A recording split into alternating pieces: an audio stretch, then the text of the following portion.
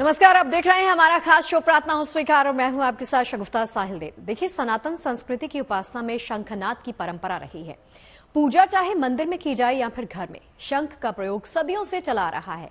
क्या आप भी पुण्यकारी तिथियों पर शंख का पूजन अभिषेक करते हैं? क्या आपको शंख की महिमा के बारे में पता है? क्या आप जानते हैं कि शंख सनातन धर्म का प्रतीक कैसे बना? अलग अलग देवी देवताओं की उपासना में शंख का प्रयोग कैसे होता है? शंख की उत्पत्ति सृष्टि में कैसे हुई? क्योंकि शंख को मां लक्ष्मी का भाई कहा गया है। आज इन सभी सवालों के जवाब हम आपको देने जा रहे हैं। मान्यता है कि जहां शंख होता है वहां मां लक्ष्मी जरूर होती है। देखिए,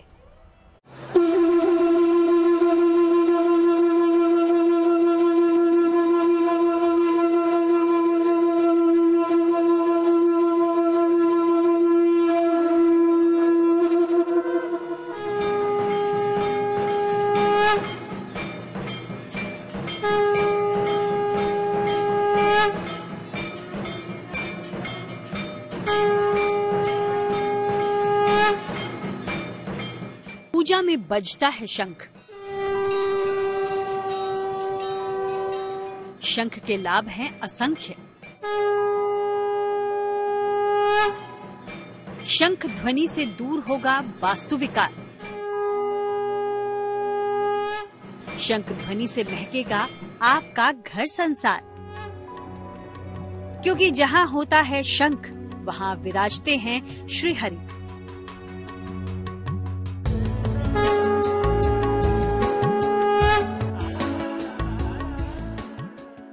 जहां होता है नारायण का वास, वहां अपने आप ही आ जाती है महालक्ष्मी।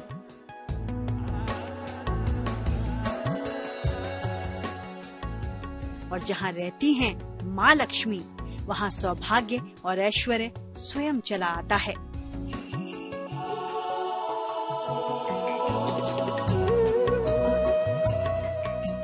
इसलिए धन का प्रतीक है शंख। आपको सौभाग्यशाली बनाएगा शंख। शंख से निकलती है सुख और शांति की आवाज। शंख का हमारे सनातन धर्म में धार्मिक कार्यों में अत्यधिक महत्वपूर्ण बताया गया है। शंख बजाने से हमारे अंदर एनर्जी, ऊर्जा के विस्तृत विस्तार होता है और हम लोग के अंदर एक ऊर्जा का संचार होता है और हमारे अंदर जो भी सांस संबंधी बीमारियां होती है उसको दूर भगाता है। शंख बजाने से जितने भी आसपास नेगेटिव ऊर्जाएं होती हैं वो दूर भागती हैं। इसलिए हमें पूजा पाठ या घर पे शंख रखना चाहिए और उसको नित्य प्रतिदिन बजाते रहना चाहिए। शंखनाद की गूंजती ध्वनि में मन के साथ साथ कर्म भी पवित्र हो जाते हैं।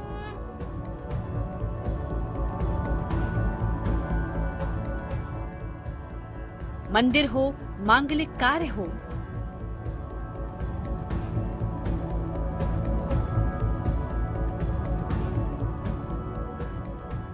हर जगह देवताओं का आह्वान पूजन शंख की ध्वनि से ही होता है। शंख को चंद्रमा और सूर्य के समान ही देव स्वरूप माना गया है। सनातन धर्म में पूजा के स्थान पर शंख रखने की परंपरा है। शंख की उत्पत्ति पौराणिक है। सतयुग में जब देवताओं और असुरों ने मिलकर समुद्र मंथन किया, तब समुद्र से निकले 14 रत्नों में से एक था शंख। मां लक्ष्मी और शंख दोनों ही इसी समुद्र मंथन से निकले, इसलिए शंख को मां लक्ष्मी का भाई माना जाता है। हिंदू धर्म में शंख को परम पुण्यकारी और पवित्र माना गया है। धार्मिक मान्यता है कि शंख से निकलने वाली ध्वनि मानसिक शांति दिलाती है, घर की नकारात्मक ऊर्जा को खत्म कर देती है। शंख मुख्य रूप से एक समुद्री जीव का ढांचा है।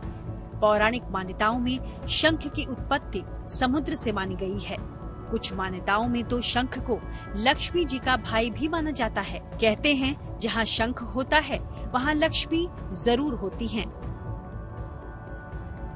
मंगल कार्यों और धार्मिक उत्सवों में शंख बजाना बहुत ही शुभ माना गया है।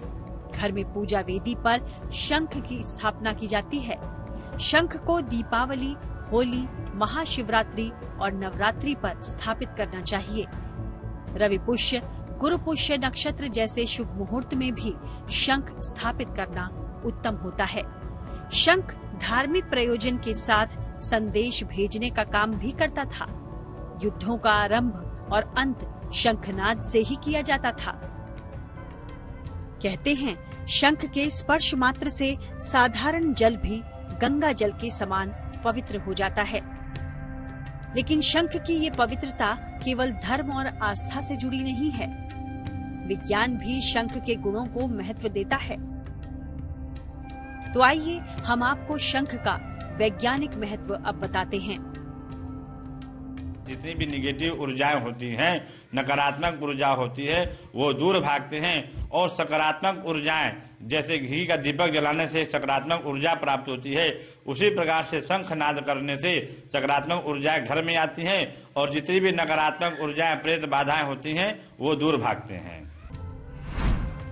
विज्ञान के क्षेत्र में शंख की ध्वनि विशेष रूप से महत्वपूर्ण मानी जाती है। वैज्ञानिकों के अनुसार शंख की ध्वनि से वातावरण की शुद्धि होती है। इसकी ध्वनि के प्रसार क्षेत्र तक सभी कीटाणुओं का नाश हो जाता है। शंख बजाने से हृदय रोग और फेफड़ों की बीमारियों का खतरा भी टल जाता है और रोजाना शंख बजाने से वाणी दोष भी समाप्त होता है। पूजा उपासना के साथ साथ मंगल कार्यों में किया गया शंखनाद केवल धार्मिक और आध्यात्मिक उन्नति ही नहीं करता, बल्कि ये शारीरिक क्षमताओं का भी विकार दूर करता है। शंखनाद से वातावरण शुद्ध रहता है। शंख ध्वनि कीटाणुओं का नाश करती है। शंख में रखा रात का पानी पीने से कैल्शियम बढ़ता है। शंख बजाने से दिल और फेफड़े की बीमारी नहीं होती। शंख बजाने से वाणी दोष दूर होता है।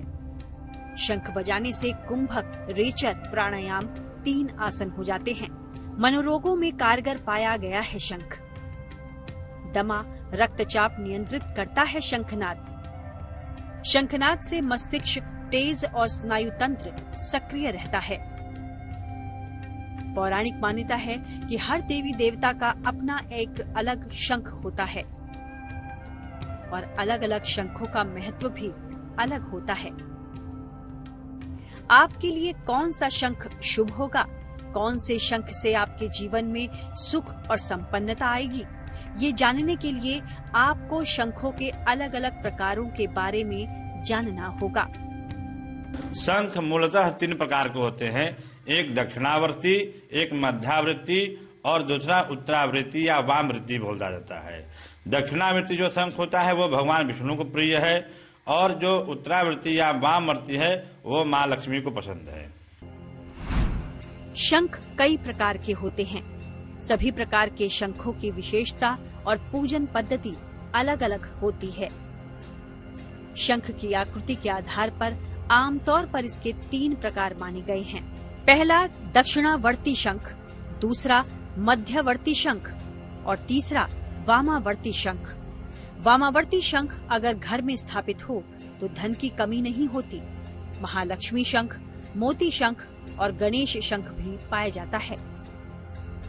तो आप भी अपनी पूजा स्थान पर शंख स्थापित कीजिए, इसका पूजन और प्रयोग कीजिए। इससे केवल धन की ही नहीं बल्कि आपकी हर तरह की मनोकामनाओं की पूर्ति होगी और आपके घर पर सदैव बनी रहेगी मां लक्ष्मी की कृपा।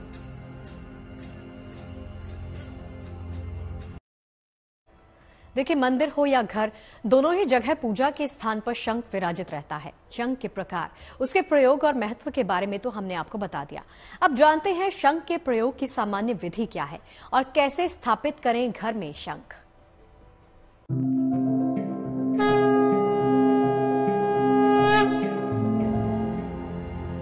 शंख की ध्वनि से होता है देवों का आह्वान।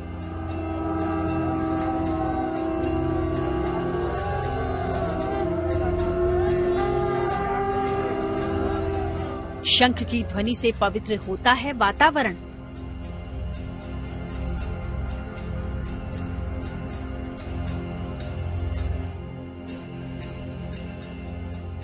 सात्विकता का प्रतीक शंख है शुभकारी।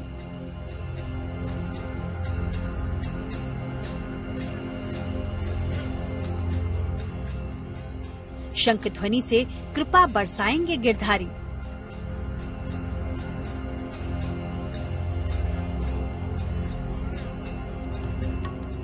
शंख के चमत्कार असीम हैं। शंख समुद्री जीव का वो ढांचा होता है जिसे भारतीय संस्कृति में महत्वपूर्ण स्थान प्राप्त है। शंख वरदायी है। शंख को इच्छा पूर्ति का साधन माना गया है।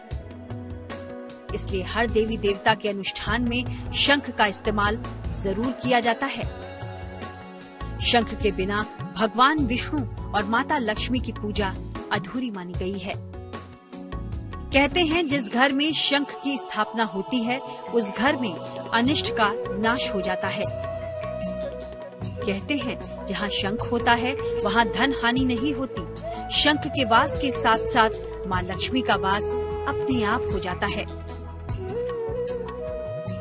शंख बजाने से जो माता लक्ष्मी जो इनका भाई है उनको ये प्रतीत होता है कि हमारे भाई का भी पूजन हो रहा है, इसलिए माँ लक्ष्मी प्रसन्न होती हैं शंख बजाने से। आइए अब आपको ये बताते हैं कि शंख का प्रयोग कैसे किया जाना चाहिए।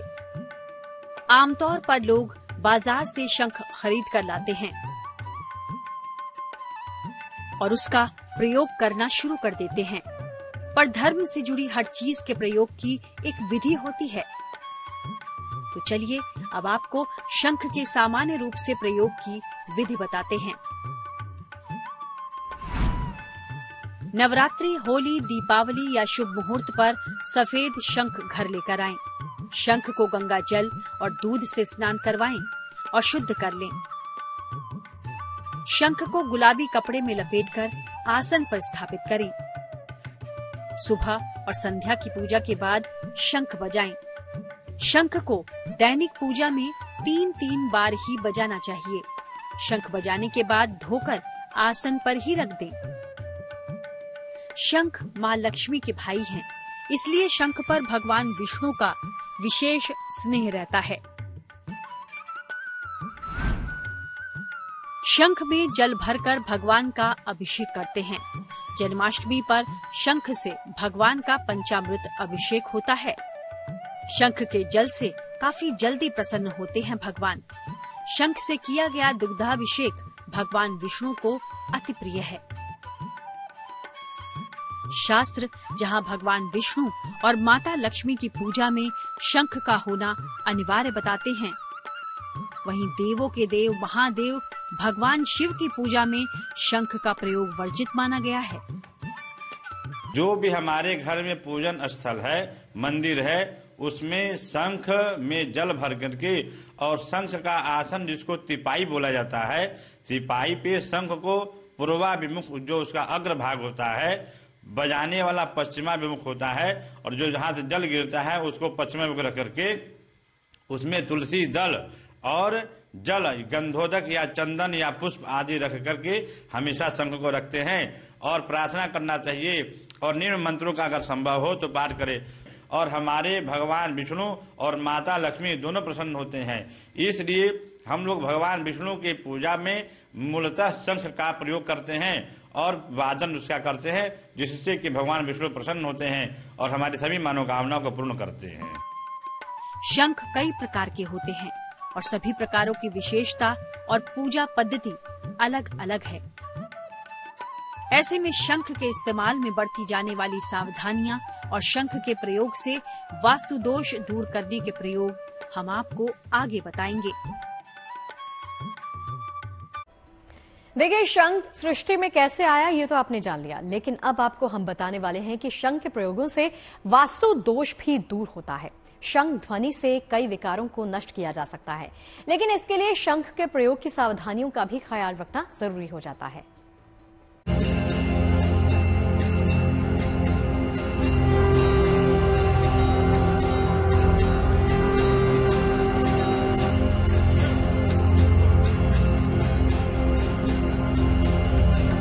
शंखनाद से प्रसन्न होते हैं देवता।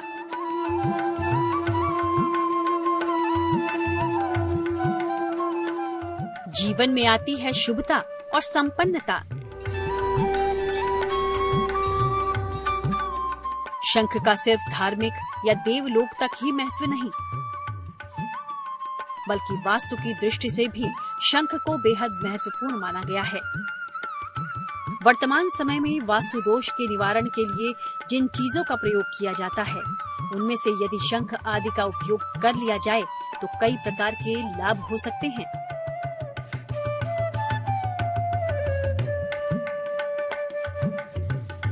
शंख का प्रयोग विद्वानों के मत के अनुसार करना चाहिए और वास्तु दोष किस प्रकार का है वैसे शंख का हम लोगों को स्थापना करना चाहिए। अगर माँ लक्ष्मी कृपा प्रसाद करनी है तो वामवृत्ति शंख घर पे रखें, और अगर भगवान विष्णु की कृपा प्राप्त करनी है तो दक्षिणामुखी उसको भी बोला जाता है, दक्षिणावृत्ति शंख को उसमें जल, तुलसी, गंध, पुष्प रख करके और तिपाई जो शंख का आसन होता है उस पे रखने से हमारे घर की जो भी वास्तु दोष होते हैं वह दूर होते हैं। शंख के प्रयोग से आरोग्य वृद्धि और दीर्घायु मिलती है। शंख के प्रयोग से लक्ष्मी प्राप्ति, पुत्र प्राप्ति और पितृदोष से शांति मिलती है। विवाह में विलंब हो तो शंख के प्रयोग से समस्या दूर होती है। शास्त्रों में शंख को पाप नाशक माना गया। शंख में इतनी शक्तियां होती हैं कि सही नक्षत्र और मुहूर्त में प्राण प्रतिष्ठा होने पर सारी मनोकामनाएं पूर्ण होती हैं। घर में नियमित शंख ध्वनि होने से कई रोगों से मुक्ति मिलती है। शंख में है देवी देवताओं की शक्ति। वैदिक कार्यों में विशेष महत्वपूर्ण है शंख। इसकी ध्वनि से मन को अद्भुत शांति मिलती है। ज्योतिष के जानकारों की माने तो शंख के प्रयोग से लाभ पाने के लिए कुछ सावधानियां भी जरूरी हैं। ऐसा कहा जाता है कि जब शंख हम लोग बजाते हैं और भगवान विष्णु की जो चतुर्भुज हैं, 4 भुजाएं हैं, उसमें शंख, चक्र, पद्म और वनमाला से भगवान विष्णु प्रसन्न रहते हैं और शंख बजाने से भगवान विष्णु प्रसन्न होते हैं और हमारी सभी मनोकामनाओं को पूर्ण करते हैं और हमारे जीवन के सभी बाधाओं को दूर करते हैं। इसलिए हम लोगों को भगवान विष्णु के पूजन में शंख का वादन अवश्य करना चाहिए। शंख में है देवी देवताओं की शक्ति। वैदिक कार्यों में विशेष महत्वपूर्ण है शंख। इसकी ध्वनि से मन को अद्भुत शांति मिलती है। ज्योतिष के जानकारों की माने तो शंख के प्रयोग से लाभ पाने के लिए कुछ सावधानियां भी जरूरी हैं। शंख को किसी वस्त्र में लपेटकर या किसी आसन पर ही रखें। सुबह और शाम को ही शंख बजाना उत्तम होता है। हर समय शंख न बजाएं। शंख को बजाने के बाद धोकर ही रख दें और अपना शंख किसी और को न दें और न ही दूसरे का शंख प्रयोग करें। तो इन सावधानियों को ध्यान में रखकर शंख का प्रयोग कीजिए। महालक्ष्मी की कृपा से संवर जाएगी आपकी जिंदगी। और चलिए प्रातः स्वीकार के आज के इस अंक में फिलहाल के इतना ही, लेकिन देश और दुनिया की तमाम अच्छी खबरें जारी हैं। आप देखते रहिए गुड न्यूज टुडे। नमस्कार।